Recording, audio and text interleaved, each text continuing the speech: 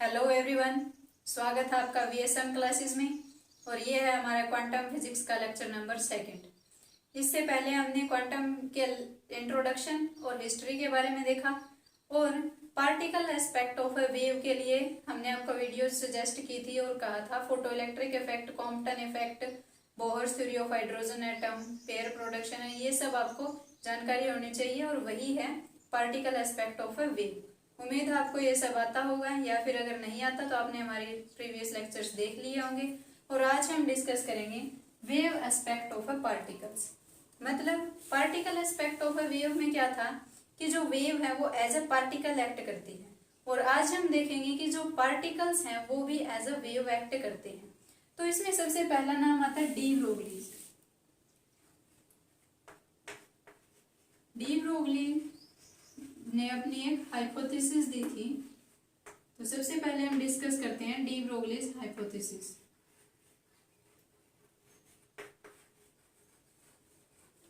इन्होंने क्या कहा था कि अगर हर एक wave as a particle act करती है तो हर एक मटेरियल पार्टिकल भी एज अ वेव एक्ट करेगा, और उनके साथ कोई ना कोई वेव एसोसिएटेड होगी हर एक मटेरियल पार्टिकल के साथ। और जो वेव एसोसिएटेड होगी उसकी वेवलेंथ इन्होंने बताई lambda is equal to h by p होगी, जहाँ पे एच क्या है, प्लैंक्स कांस्टेंट है, और पी क्या है, मोमेंटम ऑफ दैट पार्टिकल जिसके साथ वेव वो एसोसिएटेड है उसका मोमेंटम। अब इसी को हम किस तरीके से लिख सकते हैं, k cap is equal to p by h cut. अब ये हमने क्यों लिखा, क्योंकि जब हमें किसी पार्टिकल की कैरेक्टरिस्टिक्स बतानी होती है तब हम सिर्फ उसकी एनर्जी और मोमेंटम बता दें तो वो काफी है। लेकिन जब हमें वेव की कैरेक्टरिस्टिक्स बतानी होती है तो अब हमें क्या बताना होता है कि वेव किस डायरेक्शन में प्रोपगेट कर रही है, direction of propagation of wave and wave length of the wave. तो ये क्या है, अब के कैप हमारा क्या है, यहाँ पे के कैप की वैल्यू है हमारी 2 pi by lambda n cap. अब ये एन कैप क्या है, n cap is the direction of propagation, and h cut का आपको पता ही होगा कि एच कैट क्या होता है, एच अपॉन 2 है। जब आप इनमें ये दोनों वैल्यूज को पुट करोगे तो आपको इसी टाइप की इक्वेशन देखने को मिलेगी। और इनको क्या बोलते हैं, इनको नाम क्या दिया गया, इनको नाम दिया गया D Broglie's relation. De Broglie relation. अब इन्होंने ये हाइपोथेसिस दे दिया। अब ये तो जस्ट एक हाइपोथेसिस था, अब इसको एक्सपेरिमेंटली वेरीफाई भी किया गया। अब ये वेरीफाई कौन से एक्सपेरिमेंट से हुआ, चलिए वो देख लेते हैं। डेविसन और जर्मर नाम के दो साइंटिस्ट थे जिन्होंने इसको वेरीफाई किया, और उनके एक्सपेरिमेंट का नाम था डेविसन जर्मर एक्सपेरिमेंट। तो चलिए अब हम डिस्कस करते हैं डेविसन जर्मर एक्सपेरिमेंट, जहां से डी ब्रोगली हाइपोथेसिस वेरीफाई होती है।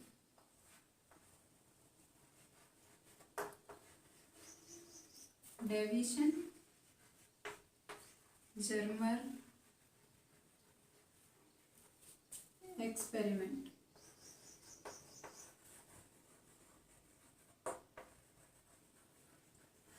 अब इन्होंने क्या किया, इन्होंने एक मोनो एनर्जेटिक बीम ली और कितनी एनर्जी की ली, 54 इलेक्ट्रॉन वोल्ट की। इलेक्ट्रॉन में एक इलेक्ट्रोमैग्नेटिक बीम 50, जिसकी एनर्जी क्या थी 54 इलेक्ट्रॉन वोल्ट, और उसको इन्होंने स्ट्राइक करवाया निकल क्रिस्टल पर। निकल क्रिस्टल पर इन्होंने स्ट्राइक करवाया और फिर देखते हैं इन्हें क्या रिजल्ट्स मिले। अब मान लेते हैं ये कोई निकल का क्रिस्टल है, यहाँ पे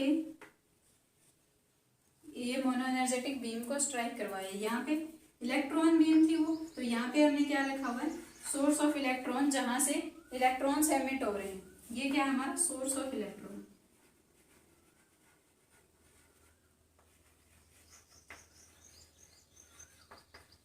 सोर्स ऑफ इलेक्ट्रॉन मान लिया, इसको फाई एंगल पे इंसिडेंट करवाया। अब यहां से रिफ्लेक्ट हो जाएगी, और ये रिफ्लेक्शन किस टाइप की होगी, ये आपको ब्रैग्स लॉ अगर आपको पता है तो आपको पता भी होगा, जहां पे हमने थॉम्पसन स्कैटरिंग के बारे में डिस्कशन किया है, और वहाँ पे बताया भी है कि ये किस टाइप की रिफ्लेक्शन होगी, ये उसी का स्पेशल केस है, तो वही हम यहाँ पे यूज करेंगे।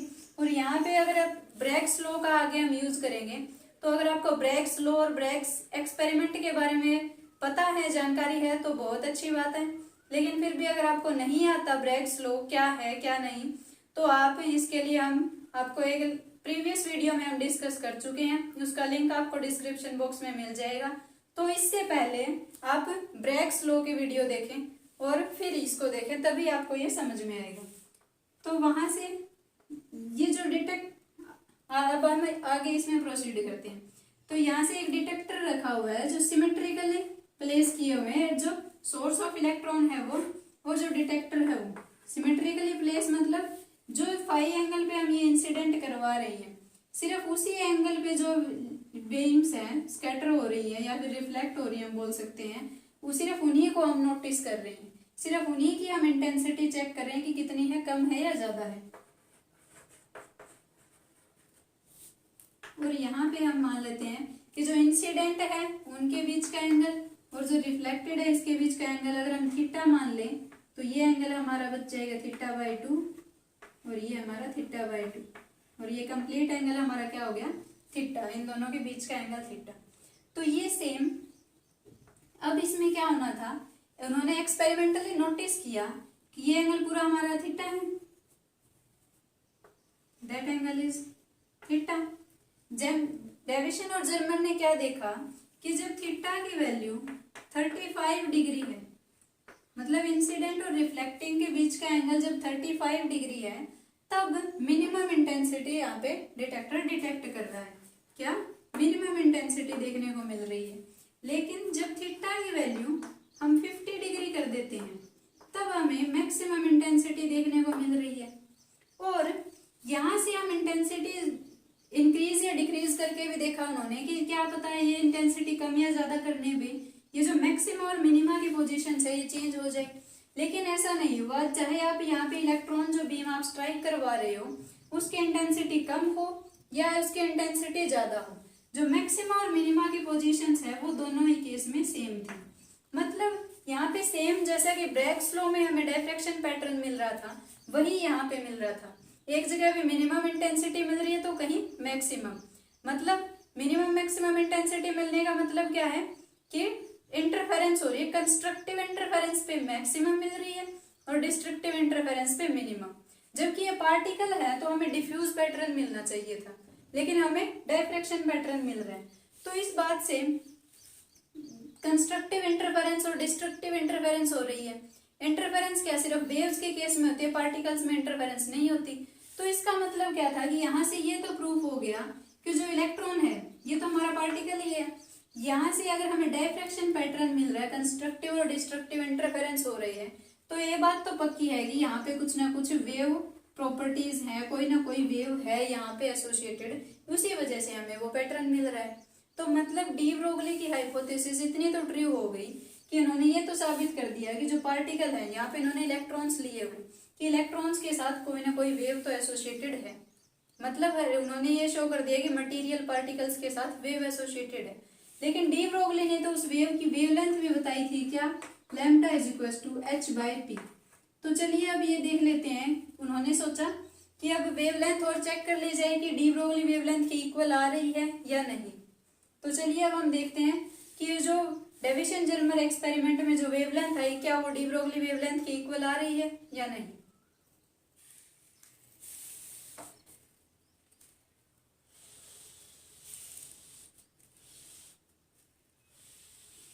अब यहाँ पे जैसा कि हम बता चुके हैं कि ब्रैग्स लॉ की कंडीशन बन चुकी थी, तो अब हम यहाँ पे ब्रैग्स लॉ का यूज करेंगे। ब्रैग्स लॉ क्या था, n lambda is equal to 2d sine of theta. और ये हमने हमारा किस तरीके से था, यहाँ पे जो थीटा एंगल था वो हम ये वाला एंगल ले रहे थे। ब्रैग्स लॉ में थीटा एंगल ये एंगल था अपना, इस तरीके से किया था हमने। और लेकिन यहाँ पे जब हम डेविसन एंड जर्मर एक्सपेरिमेंट की बात कर रहे हैं, तब ये एंगल हम थीटा मान रहे हैं और ये एंगल को हमने फाई माना हुआ है। डेविसन जर्मर एक्सपेरिमेंट जो है भाई हम कर रहे हैं, उसमें हमने जो ब्रैग्स एक्सपेरिमेंट में जो थीटा माना था उसको हमने फाई माना हुआ है। तो यहाँ पे आप कंफ्यूज मत होना, यहाँ पे थीटा की जगह आप क्या लिखोगे, फाई, क्योंकि जो एंगल है फाई ये हमें एंगल ऑफ ग्लांसिंग एंगल देखते हैं, और डेविसन जर्मर एक्सपेरिमेंट के केस में हमने ग्लांसिंग एंगल को फाई माना हुआ है। तो यहाँ पे हम साइन फाई रखेंगे और यहाँ से हम लैम्डा की वैल्यू कैलकुलेट करेंगे, 2d sine phi divided by n।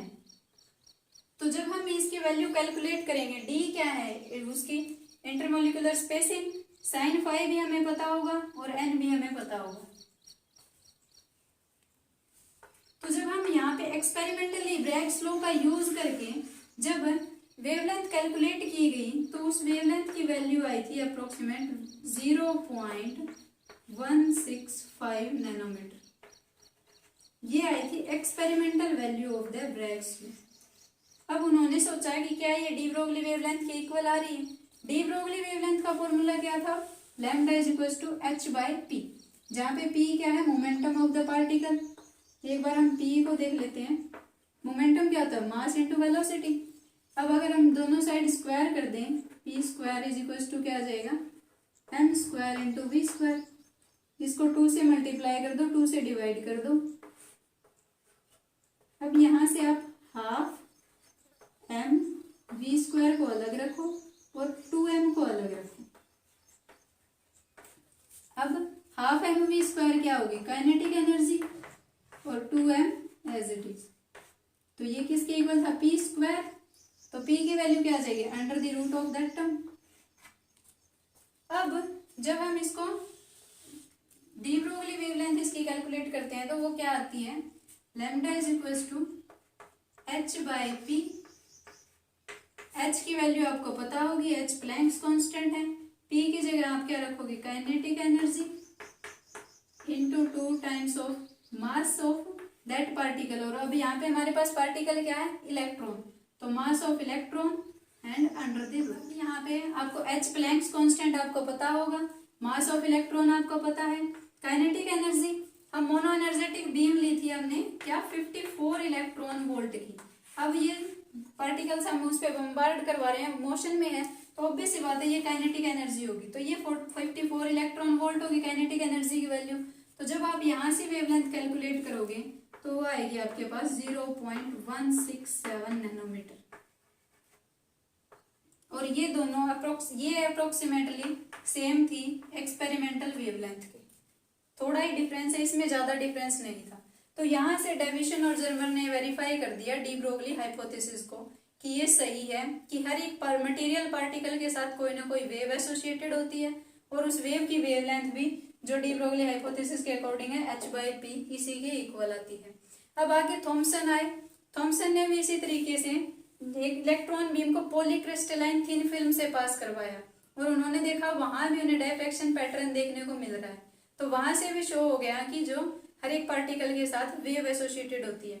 अब सिर्फ इलेक्ट्रॉन पे ही नहीं, थोड़े बड़े पार्टिकल्स पे जैसे कि प्रोटॉन, न्यूट्रॉन, हीलियम, हाइड्रोजन, इनके साथ भी एक ऐसे एक्सपेरिमेंट किए गए और सेम इसी तरीके से इंटरफेरेंस, ये डायफ्रैक्शन पैटर्न मिल रहा था हमें, और वहां से शो हो गया कि हर एक मटेरियल पार्टिकल के साथ वेव एसोसिएटेड होती है। तो यही था हमारा वेव एस्पेक्ट ऑफ पार्टिकल्स कि डी ब्रोगली हाइपोथेसिस सही है, हर एक मटेरियल पार्टिकल के साथ वेव एसोसिएटेड होती है और उसकी वेवलेंथ होती है lambda is equal to h by p. तो आज के लिए इतना ही, थैंक यू सो मच।